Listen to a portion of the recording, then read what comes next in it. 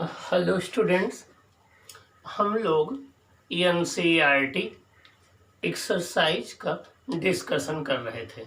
इसके पहले question number 9 तक हम लोगों ने डिस्कस किया था magnetic effect of electric current का।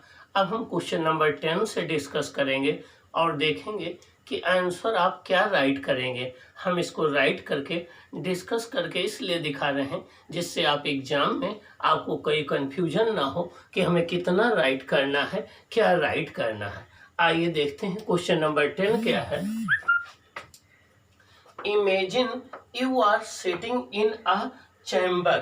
कह रहे हैं कि हमें इमेजिन करना है कि हम एक चैम्बर में बैठे हुए हैं with back to the one wall, और हमारी बैक जो है एक वॉल की तरफ है। मीन्स हम किसी चैम्बर में बैठे हो, उसमें एक सामने दीवार है, पीछे वॉल है। An electron beam moving horizontally from back towards the front wall। एक इलेक्ट्रॉन बैक वॉल से फ्रंट वॉल की तरफ मूव करती है and is deflected by strong magnetic field towards your right, और हमारे राइट साइड की ओर डिफ्लेक्ट होती है। What is the direction of magnetic field. हमें मैग्नेटिक फील्ड की डायरेक्शन फाइंड आउट करना है। मीन्स एक चैम्बर है, उस चैम्बर के अंदर हम बैठे हुए हैं और एक इलेक्ट्रॉन जो है बैक वॉल की से फ्रंट वॉल की तरफ इंटर करता है हॉरिजॉन्टली, और वो हमारे राइट हैंड साइड की तरफ डिफ्लेक्ट होता है। तो हमें बताना है कि मैग्नेटिक फील्ड की डायरेक्शन क्या होगी। क्या बताना है? मैग्नेटिक फील्ड की डायरेक्शन क्या होगी। आइए हम देखते हैं कैसे सॉल्व करें। देखिए, ये आपका चैम्बर है, ये चैम्बर की बैक वॉल है, ये चैम्बर की फ्रंट वॉल है।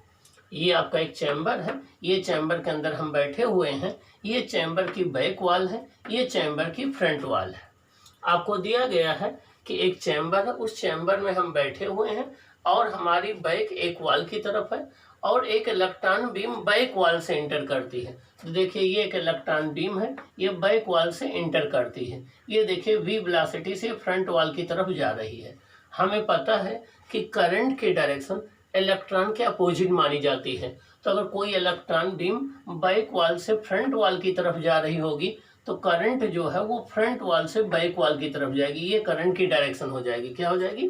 करंट की डायरेक्शन ये आई हो जाएगी। अब और डिफ्लेक्शन राइट साइड में हो रहा है, तो अगर हम ऐसे बैठे हुए हैं तो हमारा राइट साइड ये पड़ेगा, डिफ्लेक्शन ये हो जाएगा, ये डिफ्लेक्शन हो गया। इसका मतलब हो गया कि फोर्स इस डायरेक्शन में एक्ट कर रहा है, तभी ये बीम इस डायरेक्शन में डिफ्लेक्ट करेगी। तो आइए हम देखें, ये हो गई फोर्स की डायरेक्शन, ये हो गई करंट की डायरेक्शन। अब हम Fleming left hand rule use करें तो फ्लेमिंग लेफ्ट हैंड रूल ये कहता है कि अगर हम इसको करंट की डायरेक्शन में रख लें, इसको हम चार्ज के मोशन की डायरेक्शन में रख लें, तो ये जो है मैग्नेटिक फील्ड की डायरेक्शन को देता है। ठीक है ना? या इसको हम फोर्स की डायरेक्शन में रखें, इसको करंट की डायरेक्शन में, तो ये मैग्नेटिक फील्ड की डायरेक्शन को देगा। तो आइए देखें, फोर्स है हमारा इस डायरेक्शन में। देखिए, फोर्स हमारा हो गया इस डायरेक्शन में, और करंट हमारी, देखिए फोर्स हमारा हो गया इस डायरेक्शन में, करंट की डायरेक्शन ये हो गई। देखिए, करंट की डायरेक्शन ये हो गई आपकी, करंट की डायरेक्शन ये हो गई, फोर्स की डायरेक्शन ये है। देखिए, फोर्स की डायरेक्शन ये है, फोर्स की डायरेक्शन ये है। तो मैग्नेटिक फील्ड देखिए, ये फिंगर आपकी into the plane of paper, into the plane of board जा रही है। ये फिंगर आपकी, ये फिंगर मैग्नेटिक फील्ड ये into the plane of the board जा रही है। तो जो मैग्नेटिक फील्ड की डायरेक्शन होगी वो होगी आपकी वर्टिकली डाउनवर्ड या normal to the plane of paper inward. देखिए, इसको क्रॉस के द्वारा शो किया गया है। तो जो फ्लेमिंग लेफ्ट हैंड रूल का अगर हम यूज करेंगे तो उस केस में मैग्नेटिक फील्ड की डायरेक्शन वर्टिकल डाउनवर्ड आएगी, या मैग्नेटिक फील्ड की डायरेक्शन आएगी वो आएगी आपकी वो आएगी normal to the plane of paper inward आएगी। तो ये मैग्नेटिक फील्ड की डायरेक्शन हो जाएगी। तो applying Fleming left hand rule, magnetic field is vertically downward, magnetic field vertical downward होगा, और normal to the plane of paper inward, या प्लेन ऑफ पेपर इनवर्ड होगा। इनवर्ड मैग्नेटिक फील्ड को cross के द्वारा डिनोट किया जाता है, आउटवर्ड को डॉट के द्वारा डिनोट किया जाता है। तो magnetic field vertically vertical downward होगा या into the plane of paper inward होगा, तो ये मैग्नेटिक फील्ड की डायरेक्शन होगी। ओके, नेक्स्ट क्वेश्चन है question number 11, draw a level diagram of electric motor, explain its principle and working, what is the function of the split ring in electric motor. करें एक electric motor का आपको levelled diagram draw करना है, एक electric motor का levelled diagram draw करना है और इसके प्रिंसिपल और वर्किंग को एक्सप्लेन करना है, और what is function of split ring in electric motor. Electric motor में स्प्लिट रिंग की क्या क्या फंक्शन होता है, तो ये पहले हम ऑलरेडी वीडियो लेक्चर में डिस्कस कर चुके हैं, प्रीवियस क्लासेज में हम डिस्कस कर चुके हैं। यहाँ फिर भी हम आपको बता दे रहे हैं कि इलेक्ट्रिक मोटर एक ऐसी इलेक्ट्रिकल डिवाइस होती है जो इलेक्ट्रिकल एनर्जी को मैकेनिकल एनर्जी में कन्वर्ट करती है। इलेक्ट्रिक मोटर एक ऐसी इलेक्ट्रिकल डिवाइस होती है जो इलेक्ट्रिकल एनर्जी को मैकेनिकल एनर्जी में कन्वर्ट करती है। तो it is a electrical device that converts electrical energy into mechanical energy. एक ऐसी इलेक्ट्रिकल डिवाइस होती है जो इलेक्ट्रिकल एनर्जी को मैकेनिकल एनर्जी में कन्वर्ट करती है। इसका लेवल डायग्राम देखिए, ये नॉर्थ पोल है, ये साउथ पोल है, ये फील्ड मैग्नेट कहलाते हैं, ये फील्ड मैग्नेट कहलाते हैं।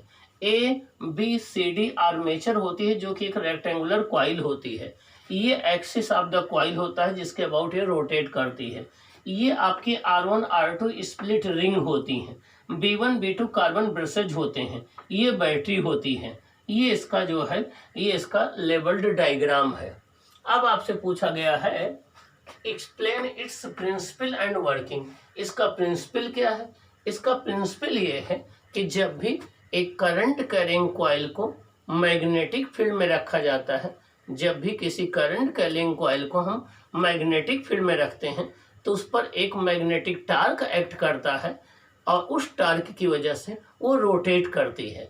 जब भी हम एक करंट कैरिंग कॉइल को मैग्नेटिक फील्ड में रखते हैं तो उस पर एक मैग्नेटिक टार्क एक्ट करता है, उस टार्क की वजह से वो कॉइल रोटेट करती है मैग्नेटिक फील्ड में। तो when a current carrying coil is placed in magnetic field it experience a torque, due to this torque it rotates in the magnetic field. ये इसका प्रिंसिपल है। अब इसकी प्रिंसिपल हो गया। एंड वर्किंग में क्या होता है, जब हम इसमें करंट फ्लो कराते हैं तो उस केस में ए बी और सी डी आर्म पर टू इक्वल और अपोजिट फोर्स एक्ट करते हैं जो कि कपल का फॉर्मेशन करते हैं। उससे ये कॉइल एंटी क्लॉकवाइज या इससे ये कॉइल जो है क्लॉकवाइज रोटेट करती है। जब हाफ रोटेशन इसका कंप्लीट हो जाता है तो स्प्लिट रिंग के हेल्प से करंट की डायरेक्शन चेंज हो जाती है। ये C D arm A B की जगह पर आ जाती है, ए बी सी डी की जगह चली जाती है और करंट की डायरेक्शन चेंज हो जाती है और कंटिन्यूसली लगातार इस पर टार्क सेम डायरेक्शन में लगता रहता है और कॉइल रोटेट करती रहती है। अब आगे पूछा जा रहा है what is the function of split ring in electric motor. देखिए ये स्प्लिट रिंग होती हैं, टू हाफ मेटालिक रिंग होती हैं जिनको हम स्प्लिट रिंग या कम्यूटेटर बोलते हैं। इनका फंक्शन होता है to change the direction of current after every half rotation. हर एक हाफ रोटेशन के बाद ये करंट की डायरेक्शन को चेंज कर देती हैं, मीन्स इसलिए इन्हें कम्यूटेटर भी कहते हैं। तो the function of split ring in electric motor is to change the direction of electric current after each half rotation. Okay, next question है name some devices in which electric motor is used. कुछ device बताना है जिसमें electric motor use किया जाता है। Answer number 12 देखिए, electric motor is used in fans, fan में हम यूज करते हैं, वाटर पंप में यूज करते हैं, कूलर में यूज करते हैं, रेफ्रिजरेटर में यूज करते हैं, मिक्सर में यूज करते हैं, वॉशिंग मशीन में यूज करते हैं। इन सब में इलेक्ट्रिक मोटर यूज किया जाता है। तो इलेक्ट्रिक मोटर जो है आपका फैंस में है, वाटर पंप में है, ग्राइंडर में है, मिक्सर में है, कूलर में है, आपका वॉशिंग मशीन में है, इन सब में इलेक्ट्रिक मोटर यूज किया जाता है। क्वेश्चन नंबर 13 का अब हम डिस्कशन करेंगे। क्वेश्चन नंबर 13 क्या कह रहा है उसको हम समझेंगे। आइए देखते हैं कि क्वेश्चन नंबर 13 पहले मैं एक्सप्लेन कर दूं क्या है। A coil of insulated copper wire, कोई एक इंसुलेटेड कॉपर वायर की कॉइल बनाई गई, is connected to a galvanometer, उसमें एक गैल्वेनोमीटर कनेक्ट कर दिया गया। What would happen if a bar magnet is, एक बार मैग्नेट को उस कॉइल के अंदर ले जाया जाता है, कॉइल से बाहर निकाला जाता है, कॉइल के अंदर स्टेशनरी रख दिया जाता है, तो तीनों केस में क्या चेंज आएगा, क्या ऑब्जर्व करेंगे, ये हमें बताना है। ये Faraday law of electromagnetic induction पर बेस्ड है, फैराडे एक्सपेरिमेंट पर बेस्ड है। तो आइए हम देखते हैं कि हम क्या ऑब्जर्वेशन करेंगे जब कॉइल को हम जो है, जब मैग्नेट को कॉइल के अंदर ले जाएंगे या कॉइल से बाहर निकालेंगे या कॉइल के अंदर स्टेशनरी रखेंगे, तो क्या चेंजेज होंगे। आइए हम उसको डिस्कस करते हैं। ओके।